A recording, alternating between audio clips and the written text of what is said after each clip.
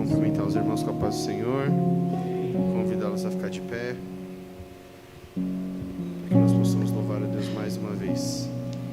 Que essa gratidão que foi mencionada aqui, tantas vezes a gente se esquece, porque parece que aquilo que é dado, a gente não dá valor.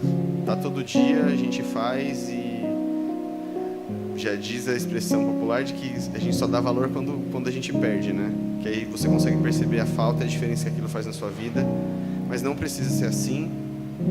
E o salmista, como foi lembrado pelo Lipe hoje, já aponta nesse sentido. Ele consegue parar, e se a gente parar para perceber, isso é uma coisa tão difícil, né? Porque ele era rei, ele tinha tudo que a gente humanamente poderia querer e desejar, à época ele tinha. E ele conseguia, apesar disso, parar e render tempo na casa de Deus e dizer coisas como: eu trocaria tudo isso que eu tenho, 1000 dias, por um dia na sua presença. E se a gente não consegue imaginar ou compreender isso, tem alguma coisa errada com o nosso relacionamento com Deus. Porque a palavra de Deus nos diz que na presença dele há abundância de alegria, abundância de satisfação. Aquilo que realmente nos realiza está nele. E se a gente não consegue sentir ou perceber isso, a gente de alguma maneira não conseguiu se conectar nisso. Mas Deus está disponível para quem quiser o alcançar. Aquele que o buscar de coração aberto, Ele está disponível, e que nós possamos fazer isso nessa manhã. Louvemos a Deus expressando isso em nome de Jesus. Senhor.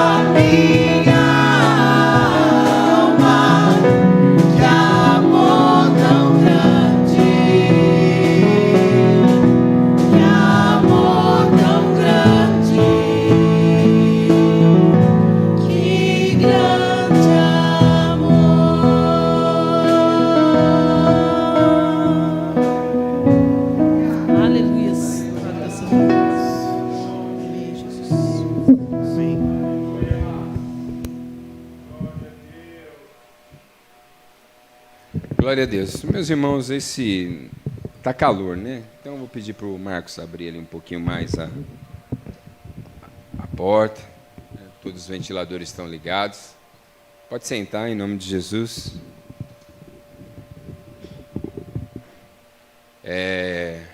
Oh, que alegria, Alice. Seja bem-vinda. Quantos estão felizes por ver a Alice? Glória a Deus. Louvado seja o nome do Senhor. Meus irmãos, eu na correria, nesse novo formato aí do culto, acabei esquecendo, né? A nossa irmã Rosa, ela esteve com a gente nos pedidos de oração, ela não pôde estar presente, né? Senhor, que mistério é esse desse microfone? Lembrei.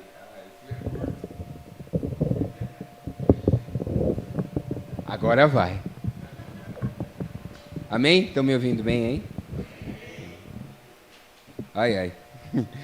E ela esteve com a gente intercedendo por algumas pessoas e louvado seja Deus, né?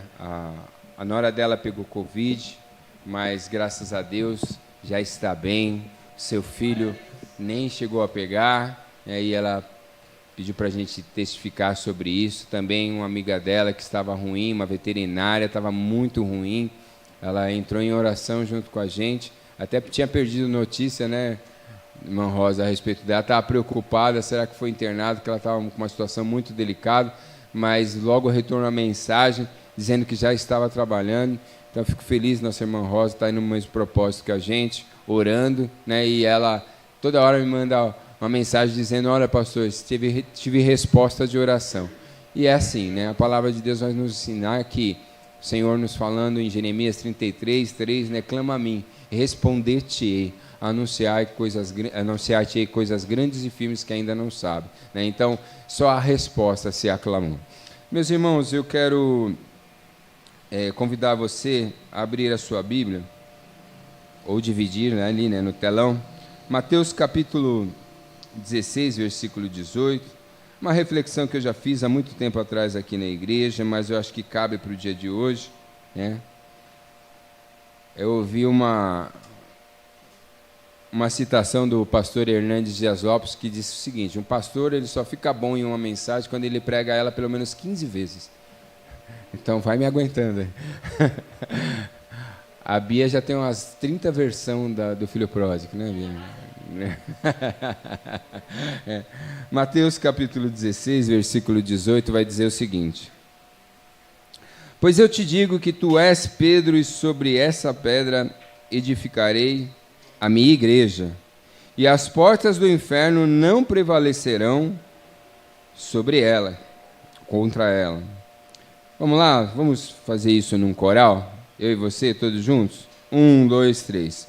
Pois eu também te digo, tu és Pedro, e sobre essa pedra edificarei a minha igreja, e as portas do inferno não prevalecerão contra ela. Glória a Deus. Afinal, Jesus ele faz uma citação aqui sobre a igreja, né? E há uma discussão que eu não quero entrar nessa discussão sobre o que ele está falando. Eu só quero usar o texto para fazer referência realmente à igreja, né? Afinal, o que é a igreja? Hoje há uma pluralidade muito grande sobre definição de igreja, tanto no que se fala sobre igreja, tanto como se faz como igreja, né? Então fica difícil até identificar o que é igreja. Mas eu quero usar o que a palavra em si ela nos ensina, né? Igreja, ela não é uma religião. É o primeiro ponto, né? Porque muitas vezes fala assim: qual igreja que você frequenta? Logo você fala: igreja evangélica, né? A gente já tem uma definição de igreja como religião. Igreja não é religião, né? Igreja tampouco é um local, como nós estamos aqui. Aqui é um templo religioso, mas não é a igreja. Então, a palavra igreja, ela vem verdadeira, ela é eclésia, assembleia, um ajuntamento de pessoas, ou os que foram chamados. Chamados a quê? Nós fomos chamados a louvar e adorar ao Senhor. Nós fomos chamados a quê? A cultuar ao Senhor. Nós fomos chamados a quê? A fazer a obra do Senhor. Como muito bem antecedeu aqui o Lipe, ele diz, Salmo 113, ele vai dizer os quê? Bendiga a minha alma ao Senhor e tudo que há em mim, bendiga o teu santo nome. Você vai olhar no Salmo 103 que não há nenhum pedido nesse salmo. Há apenas declarações de gratidão, né, do começo ao fim. E a primeira lição é, e eu quero que você grave cada lição, você não vai à igreja. Diga assim, eu não vou à igreja. Eu sou a igreja. Eita, se Jesus estivesse aqui hoje, ia falar, povo desanimado. Diga assim, eu não vou à igreja. Eu sou a igreja. Ah, glória sim, glória a Deus. Louvado seja o nome do Senhor. Nós somos essa igreja. E onde nós estamos, nós somos igreja. É difícil porque, culturalmente, o Brasil é uma igreja templista, né? Ou seja, uma igreja que ela só é caracterizada se ela estiver num lugar como esse, com um monte de pessoa que canta, que ora, e aí a gente define. Enquanto em outros países, por exemplo, na África, 2 pessoas debaixo de uma árvore falando de Jesus é uma igreja. E isso, na verdade, é a nossa definição de igreja. A Elaine está vendendo as coisas lá no bazar, ela é igreja, ela está atuando ali como igreja. Eu, na minha loja, sou igreja. Você, onde você está, você é igreja. Então, nós não apenas frequentamos um ambiente religioso, nós somos igreja. Mas, entre tantas faces que a igreja tem, eu quero citar algumas delas e que hoje, infelizmente, ela é necessária. A primeira face da igreja, que não é uma face muito agradável, a igreja é instituição, né? Inclusive nós tratamos sobre ela semana passada na reunião, né? A igreja, a instituição é a igreja que precisa de templo, ela precisa de um prédio, ela precisa de cadeiras, ela precisa de instrumento, ela precisa de músicos, ela precisa de um CNPJ, ela precisa de internet, água e luz. E aí, a gente precisa, no nosso contexto social, dessa instituição chamada igreja. E qual é o compromisso de Deus com a igreja e instituição? Atos capítulo 17, versículo 24, vai dizer o seguinte: o Deus que fez o mundo e tudo o que nele há, sendo o Senhor do céu e da terra, não habita em templos feitos por mãos de homens. Sabe qual é o compromisso que Deus tem com a igreja e a instituição? Nenhum. Deus não tem compromisso com a igreja e a instituição. Mas é necessário que a instituição exista. Então, quem tem o compromisso com a igreja e a instituição? Adivinha? O pastor? Também. O diácono? Também. Você que frequenta a igreja tem o compromisso com a instituição. Não à toa a gente tem estatuto, e não é esse o foco da mensagem, tá? Mas quem tem compromisso com essa instituição somos nós. E se nós queremos que essa organização ela continue, nós temos que limpar, nós temos que cuidar da manutenção, nós temos que bancar financeiramente, nós temos que trabalhar para que a instituição exista. É necessário o compromisso dessa membresia social com a instituição, porque se essa instituição ela não tiver membros, ela não vai existir. E não é incomum, não é raro você ver a instituição igreja, ela fechando as portas. Por quê? Porque a membresia, as pessoas que estão associadas a essa instituição, elas perderam o compromisso. E aí eu vou usar mais uma vez o Lipe, que uma vez ele falou um negócio aqui que ficou guardado no meu coração. Ele falou que vinha todo domingo para a igreja e ia tomar café. E ele descobriu que o café ele não nascia com milagre, né? Alguém fazia esse café. E quando você chega aqui, o templo está limpo, sim ou não? Está tudo organizadinho, sim ou não? É porque alguém se comprometeu, né? E em dias atuais, além de estar limpo, está higienizado. Olha que chique. Amém, né? É motivo de dar glória a Deus, irmão. Dá glória aí. porque se não estivesse higienizado, você corria o risco de pegar Covid, né? Por conta da falta de higienização. E existe, então, alguém que está compromissado com esse funcionamento. Então, essa responsabilidade é nossa. Essa responsabilidade somos nós que temos que fazer. Veja, Neemias, ele recebe a notícia que está tudo destruído lá em Jerusalém, né? Aí ele foi orar, ele foi jejuar, ele chorou, ele cumpriu a parte espiritual da história. E na hora de reconstruir o muro, Deus abençoou, agiu no sobrenatural, mandou material, o rei deu cartas e tal, a gente conhece a história. E na hora de reconstruir os muros, aí ele orou, Deus manda anjo. Ah, Deus, manda um anjo pedreiro, manda um anjo servente de pedreiro, aleluia. Não, a Bíblia vai falar que ele convoca o povo, né? E nessa galera tinha gente que não era marceneiro, tinha joalheiro, tinha sacerdote, tinha um monte de gente que fazia um monte de outro a fazer, que não tinha nada a ver com construção, mas que se uniu e reuniu para reconstruir os muros. Então, existe a parte espiritual que tem que ser executada, sim, mas existe a parte que tem que ser a mão de obra, e essa cabe a nós. Não adianta repassar, essa cabe a nós. A não ser que a igreja tenha muito dinheiro, né? E aí a gente contrata uma equipe de limpeza, contrata uma equipe de segurança, né? Contrata pedreiro e tal, mas do contrário, quem executa essa obra somos nós. 1 Coríntios, capítulo 12, versículo 12, vai dizer assim. Eu peguei o copo e escondi ele. Como que eu vou tomar água? Eu falei assim, eu vou pegar água, mas se eu levar lá no momento do louvor, a minha mulher vai tomar água. Então deixa eu guardar a minha água. 1 Coríntios 12, 12 vai dizer o seguinte.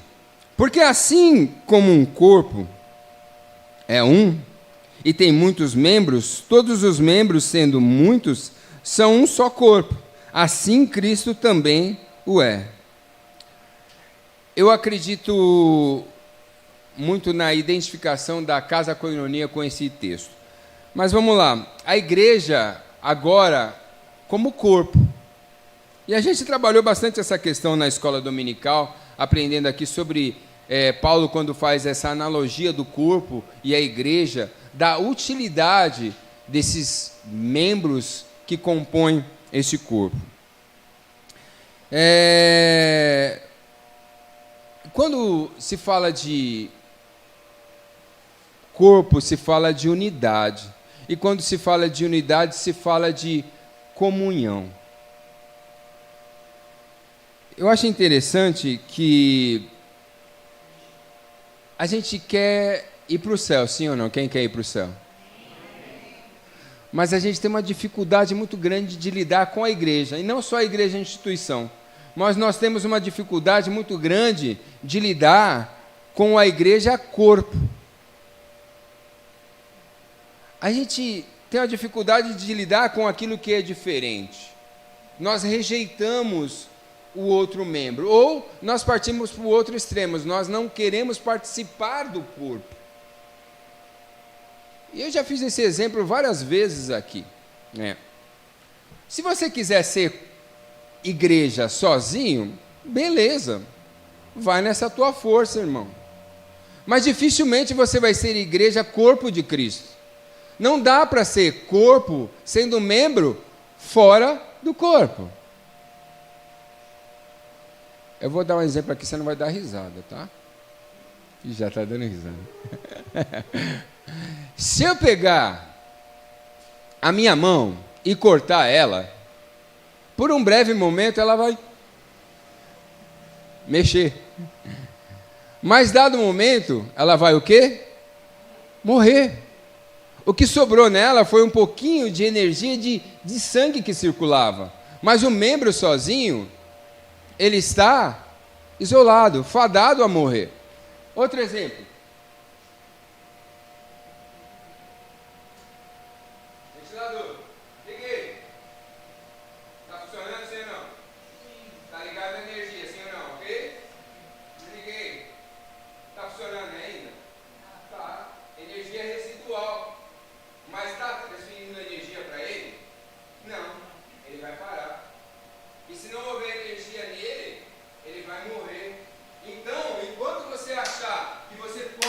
ser corpo fora dele, você vai ser um membro fadado a morrer. E sabe, queridos, o Senhor, Ele tem compromisso com esse corpo. Mas nós temos que entender que nós fazemos parte dele, seja num espaço maior ou menor, nós fazemos parte desse corpo. Com uma importância, relevância maior ou menor, na verdade não existe importância maior ou menor. Todos são importantes. Todos são relevantes. Eu tenho um dedo aqui que é horroroso, mas eu estou na podóloga. Gente, meu pé está parecendo pé de princesa. Você dá risada é porque você não viu. Está lindo, uma coisa fantástica. Fantástica. Eu falei, é meu pé mesmo? Antes parecia do Shrek, agora parece da Cinderela.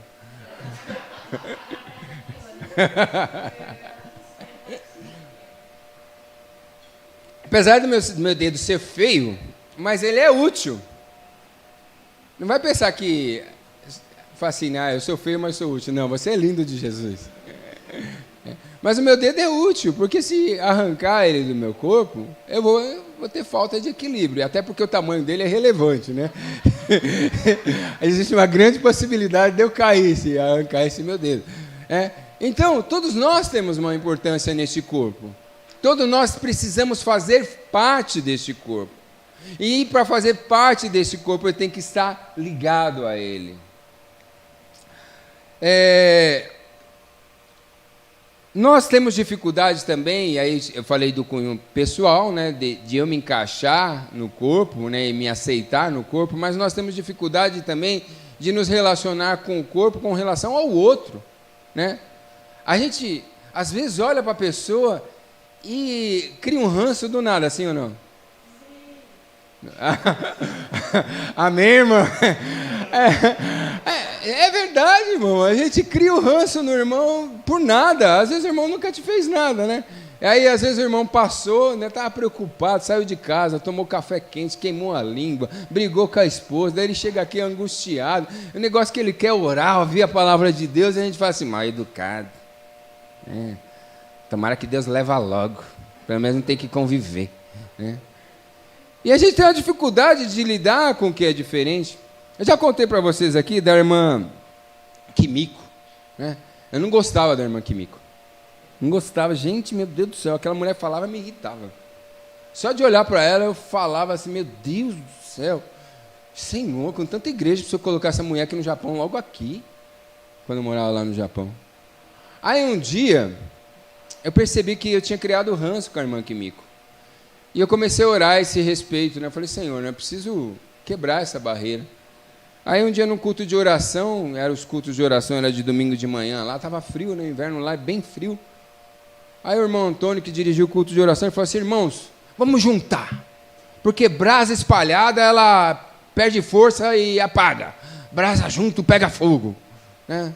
Aí eu sentei junto dos irmãos, quando eu olho do meu lado, adivinha quem está? Adivinha, irmão, quem era? A irmã Kimiko. Oh, meu Deus. Engraçado que... foi um mico mesmo, irmão. A piada foi dela, não foi minha. Ela bate na minha costa e fala assim, eu vou sentar do lado do irmão Anderson, porque ele é uma bênção e eu amo esse irmão. Tapa de Jeová na minha cara. E às vezes nós criamos resistência com as pessoas sem sequer nos relacionarmos com elas. E sabe, queridos, Jesus, ele vem buscar um corpo, não vem buscar um corpo mutilado, não vem buscar um corpo separado pelas nossas intrigas, pela nossa falta de compaixão para com o nosso irmão. Já disse isso aqui diversas vezes, eu vou dizer de novo.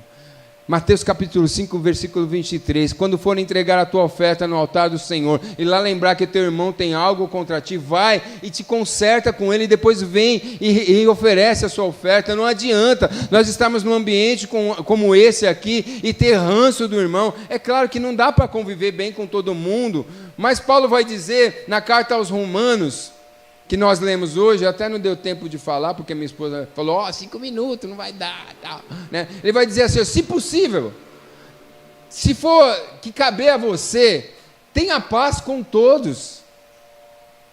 Se é possível, da minha parte, ter paz com a pessoa, eu vou estabelecer paz. É bem verdade que tem pessoas que vou te contar, é difícil. Mas é por isso que também o próprio apóstolo ele vai dizer assim, ó, suportando, diga aí, suportando. Uns aos outros em amor. Vamos confessar? Eu estou com a Raquel há 30 anos. Eu a amo. Nunca pensei em divórcio, mas em assassinato, irmãos. Olha, eu vou contar para vocês. Tem hora que eu falo, Senhor, né?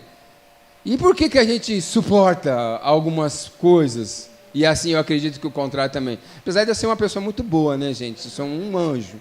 Sou um amor de pessoa. A Bia concordou ali. Sou um amor de pessoa. Eu acredito que em alguns momentos a Raquel também me suporta. Em quê? Em amor. Eu fico pensando que Mateus capítulo 7, versículo 1 vai dizer o seguinte, ó. Não julgueis para que não sejais julgados.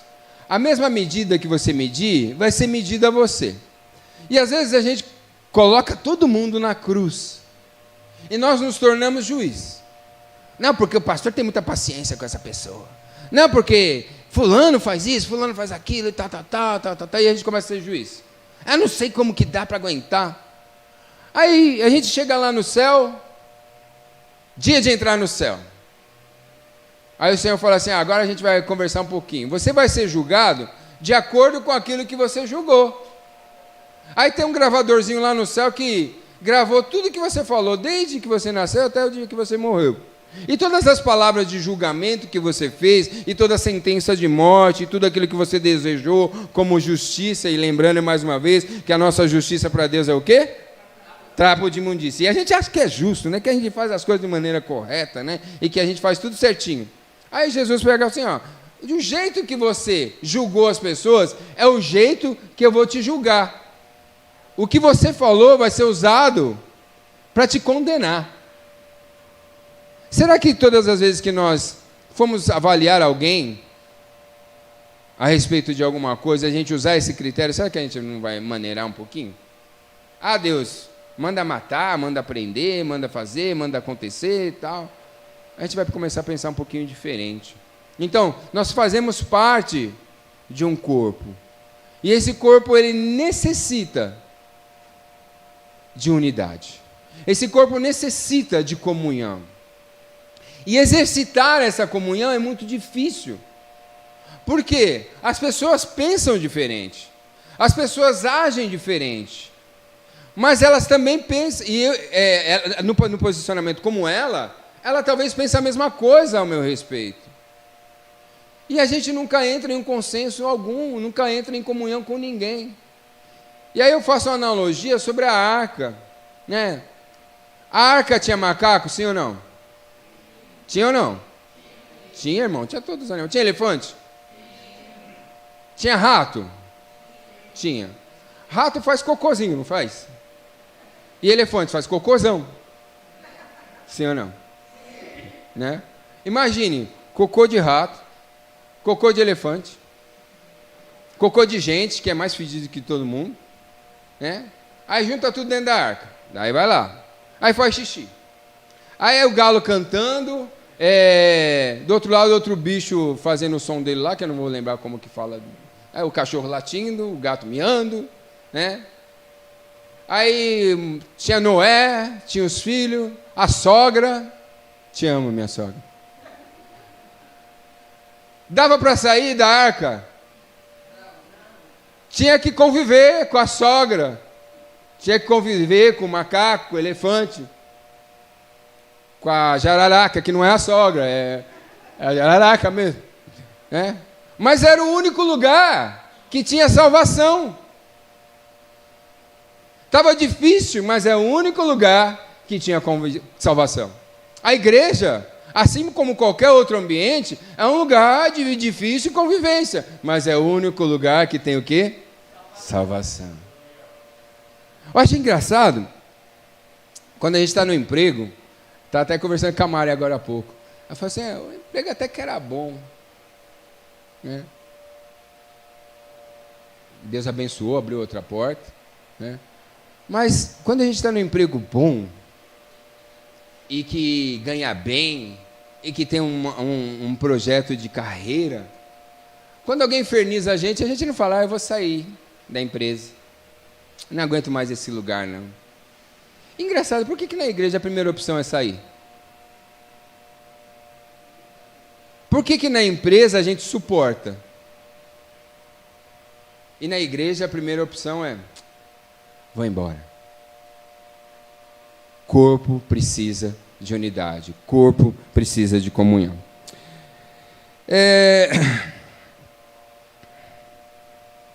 1 Coríntios 12, 27 ao 31. Perdão.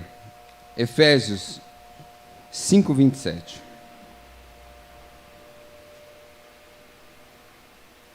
É a última colocação sobre igreja que eu quero falar. Para apresentar a si mesmo igreja gloriosa, sem mácula, nem ruga, nem coisa semelhante, mas santa e irrepreensível. Qual é o nosso compromisso com essa igreja? O compromisso de manter ela gloriosa, sem mácula, nem ruga, santa e irrepreensível. O problema é que, e aí eu vou falar de um modo generalizado, nós fazemos exatamente o contrário. Em vez de nós mantermos a noiva, nós somos exploradores da noiva. E eu quero citar aqui alguns exemplos de, por exemplo,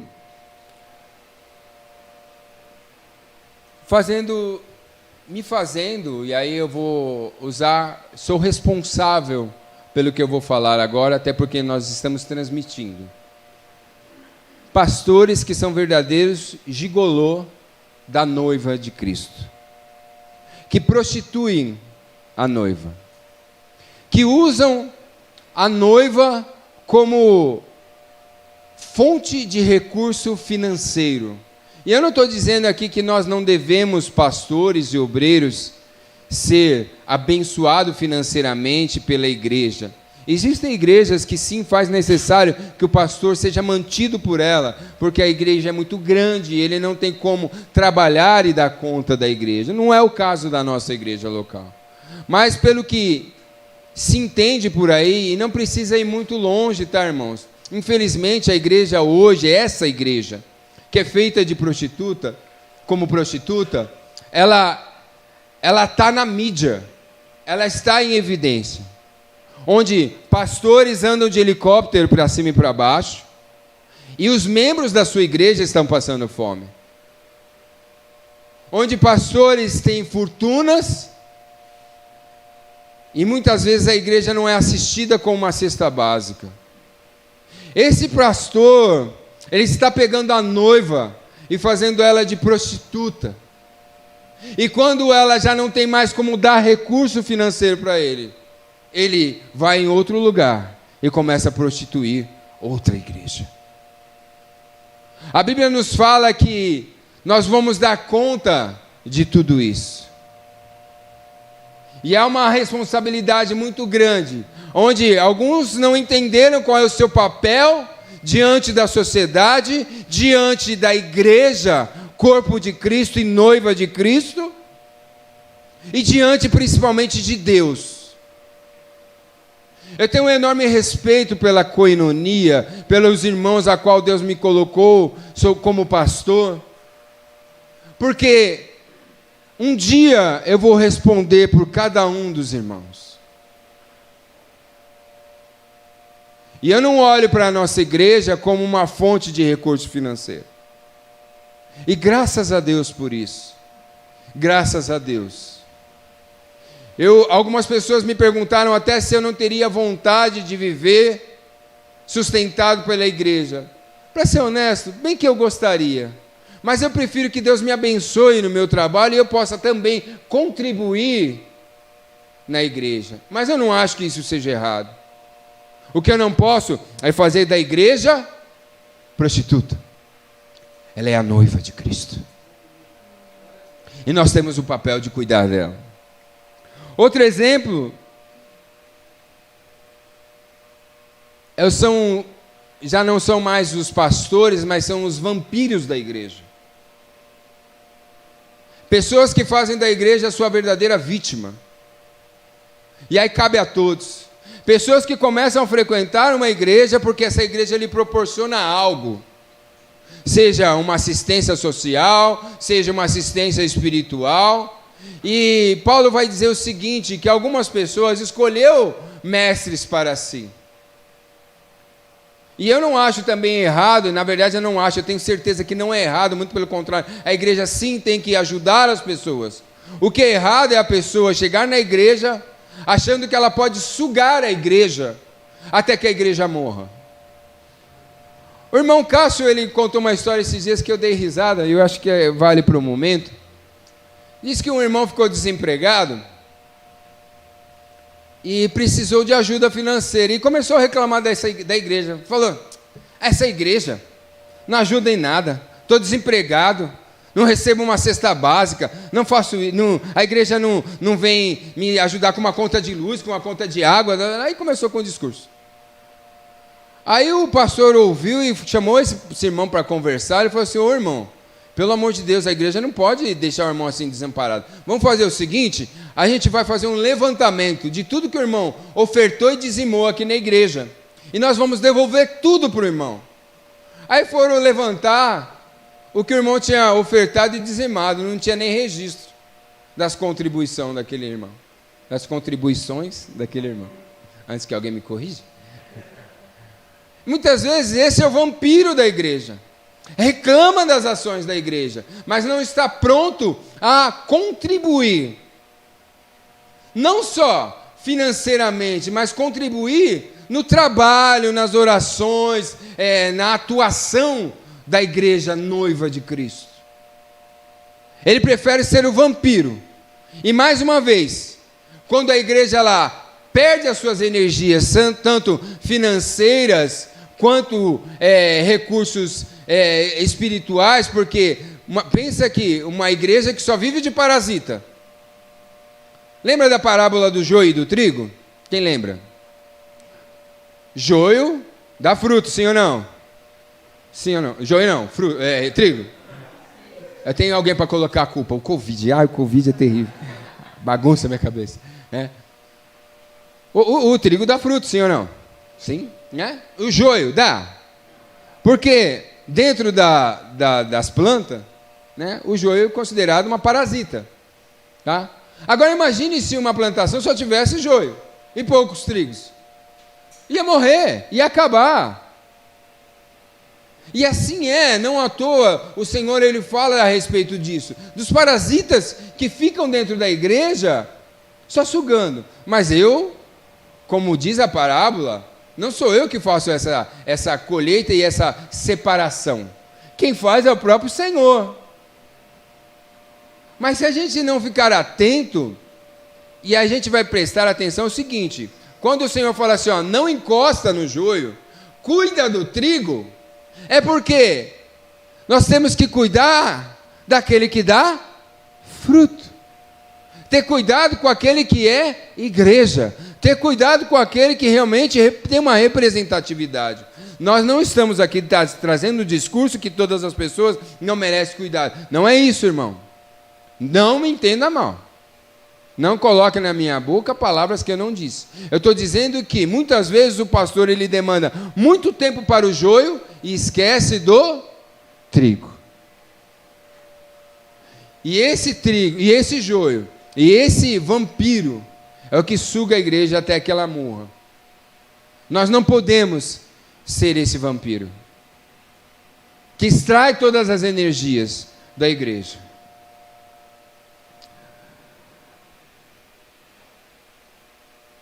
E aí, uma das principais características de quem é noivo é o compromisso e fidelidade. E se tem uma coisa de que estamos falando para a igreja é o compromisso e a fidelidade.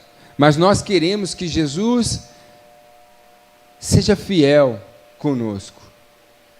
Tudo bem que a palavra ela vai nos dizer o seguinte: ainda que nós sejamos infiéis, todavia Deus permanece. Mas está dizendo ainda, mas não está dizendo que nós temos que ser infiéis. Porque se existe uma característica, por exemplo, de Daniel, Daniel ele era considerado homem fiel. E dentro de um relacionamento, uma das coisas que a gente mais preza é o quê? A fidelidade. E aí, do modo generalizado, Cássia e Eliana estão muito mais juntos na pegada do que eu, há muito mais tempo que a Raquel. 30 e quantos anos juntos? 36. Deus é fiel, hein? Cássio já tem um galardão lá no céu. Bom, 36 anos juntos. Ok? Maravilha. Se um dia desses 36 anos, só um dia, o Cássio for infiel com você, você vai aceitar? Poxa, mas 36 um dia seria 99,9999999% fiel e 0,000, não sei nem quanto fazer a conta, infiel. Por que nós não aceitamos isso? Mas nós somos muitas vezes infiéis com o Senhor. Somos infiéis no nosso comportamento. Somos infiéis no nosso tempo. Somos infiéis no nosso compromisso. Somos infiéis no nosso trabalho. Tudo bem que não dá para ser 100%, mas dá para se esforçar para dar o melhor. E nós caímos nos últimos dias numa zona de conforto. Estamos vivendo no tempo da graça. É verdade, queridos, nós estamos realmente vivendo no tempo da graça. Mas a porta da graça ela vai fechar em algum momento. E aí o texto vai nos levar lá para Apocalipse e vai dizer o seguinte: que foste fiel até a ponto de morte. Até a ponto de morrer. Será que nós somos... A gente fala assim, não, eu sou capaz de dar a vida pelo Senhor. Eu sou capaz de dar a vida pela igreja. Eu sou fiel. Mas será que na nossa caminhada, desse caminho de morte, nós somos realmente fiéis? No pensamento, no agir. Eu não estou querendo colocar um peso sobre mim, sobre você, porque eu sou tão cheio de falha como qualquer um. Mas eu já disse isso algumas vezes aqui, vou repetir. Eu não prego, não vivo tudo que eu prego, mas eu faço um esforço enorme, irmãos, para assim fazê-lo. E aí, o compromisso de Jesus com a igreja, em primeiro lugar, ele já cumpriu. Nós temos o compromisso de mantê-la santa, irrepreensível, imaculada. Mas Jesus ele tem um compromisso, e o primeiro ele já fez, que era dar a vida dele em favor da igreja. E eu acho muito lindo como a palavra ela encontra sintonia. Isaías 53 fala do que Jesus fez por nós.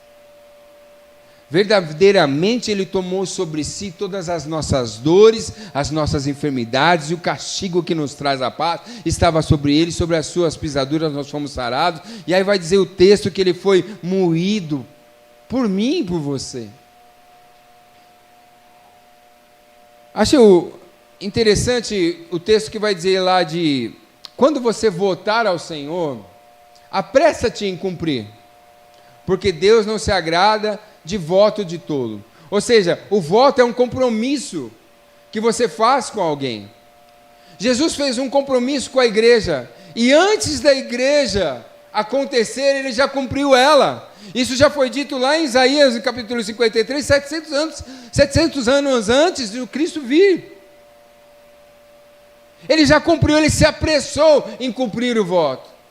E nós muitas vezes entramos no compromisso com o Senhor, mas nós não nos apressamos em cumprir o nosso compromisso. A gente fala assim, se acontecer eu vou fazer, se Deus abençoar eu vou fazer, quando na verdade esse compromisso ele tem que ser feito antes. Eu não estou querendo aqui dizer que você tem que entrar em qualquer tipo de voto com Deus, até porque a Bíblia fala assim, não vote. Mas os compromissos que nós temos como igreja, nós temos que nos empenhar em exercê-lo. E aí eu pergunto, será que quem deu a própria vida em favor de alguém, ele não é capaz de dar as demais coisas? 1 Pedro capítulo 3, versículo 7, se não me engano, vai dizer o seguinte: lançando sobre ele toda a vossa ansiedade, porque ele tem cuidado de vocês. E a gente está lá, muito mais preocupado com tudo, do que preocupado com o compromisso. E, ai meu filho, ai minhas contas, ai não sei o quê, ai não sei o quê. Aí Romanos capítulo 8, versículo 38 vai dizer assim: aquele a quem nem mesmo ao seu filho, o próprio filho poupou, não dará juntamente com ele todas as outras coisas?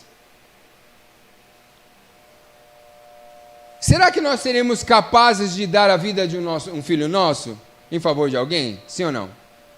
Não, é claro que não vou ser hipócrita, eu jamais. Tudo bem que os meus filhos é meio tribuloso, mas eu não vou dar não, né? Agora Deus, Ele deu a vida do seu único filho. Será que Ele não é capaz de suprir a necessidade financeira de que você está tão preocupado? Será que Ele não é capaz de resgatar o filho que está lá, afastado da presença do Senhor? Será que Ele não é capaz de curar essa sua enfermidade? Será que Ele não é capaz de cuidar da sua vida no modo completo? Sim, Ele é capaz, sim, porque Ele deu aquilo que Ele tinha de melhor, foi a vida do seu próprio filho. E por fim eu encerro dizendo sobre o compromisso da coinonia, da nossa igreja, da nossa verdade. Qual é o compromisso da coinonia? Levar a palavra de Deus para quem não conhece. Marcos capítulo 16, em diante. Portanto, ide por todo o mundo pregar o evangelho a toda criatura. Quem crer e for batizado será salvo, quem não crer já está condenado. Eu queria que nesse ano, você, como coinonia, membro dessa igreja, colocasse esse propósito no coração. Fazer que nem a irmã Leonice, vó das meninas da Maiara, ela senta do lado de uma pessoa, ela fala assim: você conhece Jesus?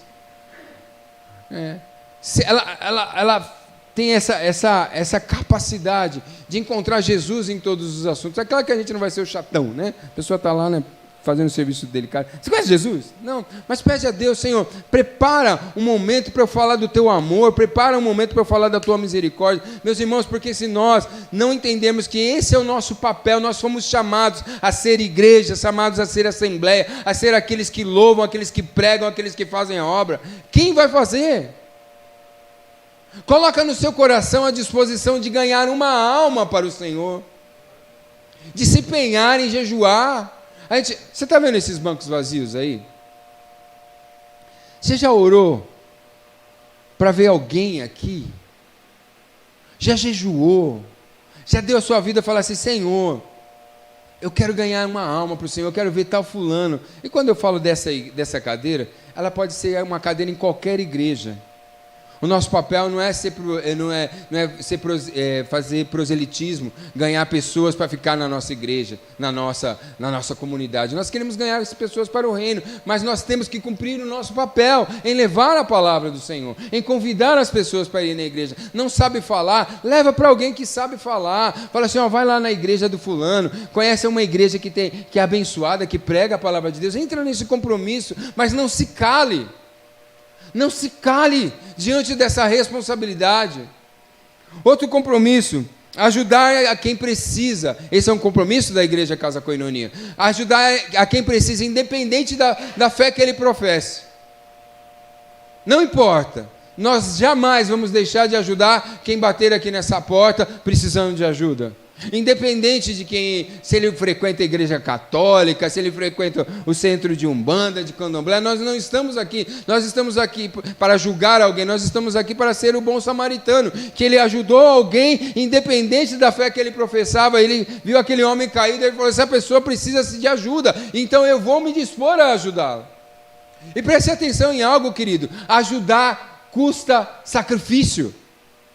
Você não acha que eu vou ajudar, vou me dispor a ajudar alguém e que vai ser tudo bonitinho e que vai dar tudo certo? Não, muitas vezes quando você colocar no seu coração o propósito de ajudar alguém, qual é o risco de dar tudo errado? Qual é o risco dessa pessoa ser uma tribulosa, de trazer dor de cabeça para você? Qual é o risco de uma série de coisas? Mas uma coisa é certa: nós não vamos viver o que está escrito lá em Tiago: aquele que sabe fazer o bem e não faz, comete pecado. Se eu sei praticar o bem, se Casa Coinonia sabe praticar o bem, ela não vai negligenciar o papel dela.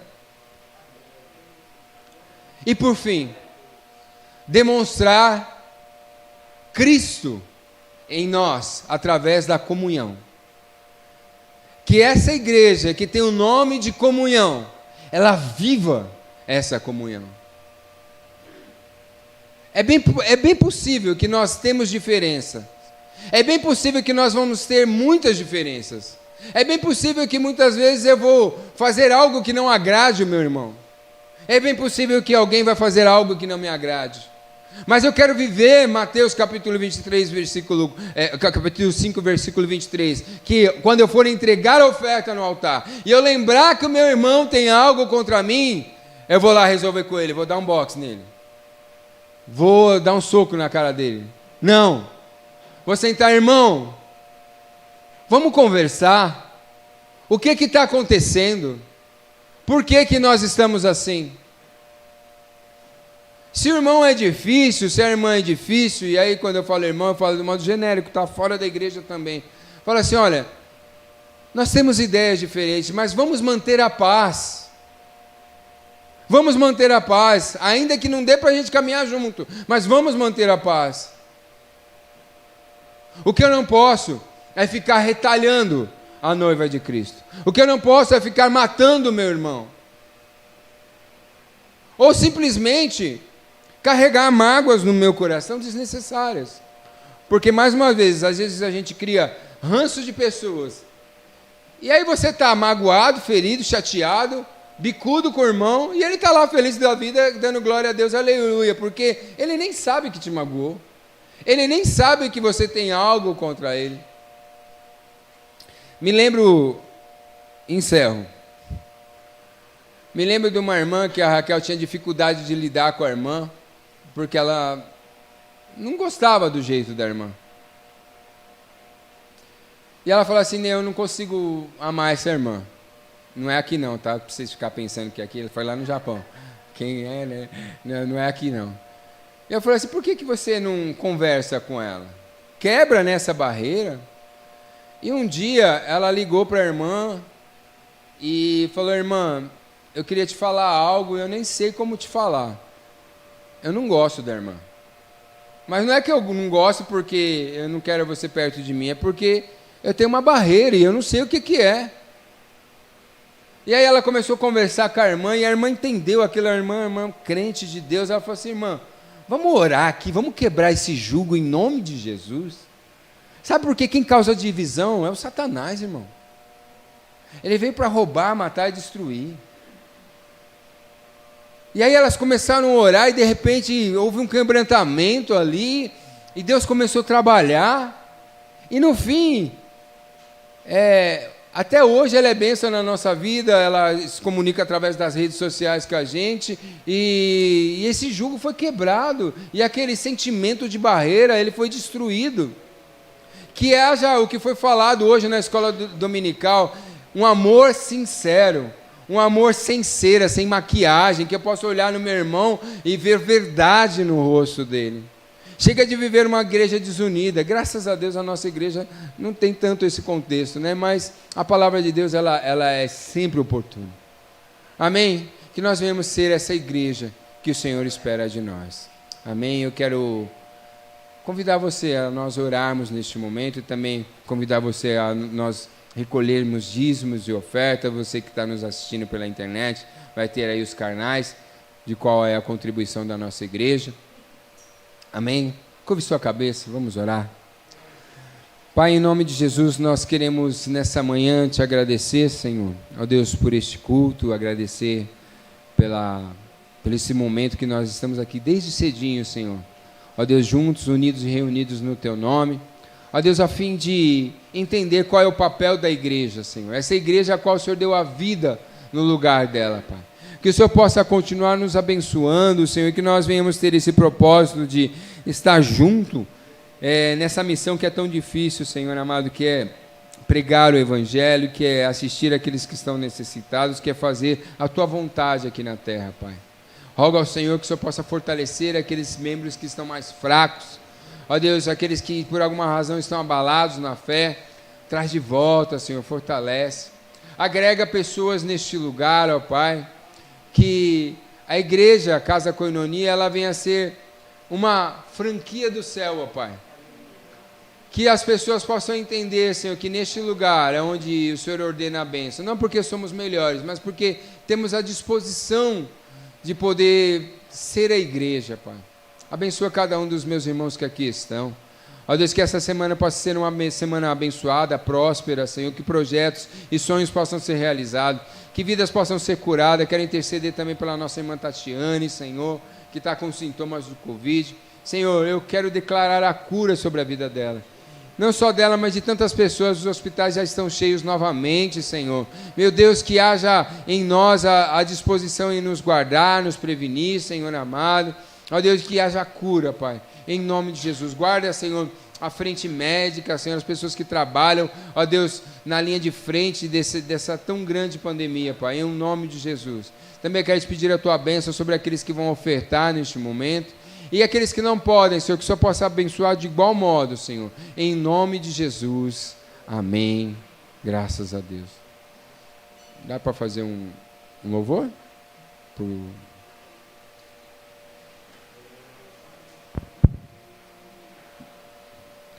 Enquanto os irmãos recolhem os dízimos e ofertas. Amém? Glórias a Deus.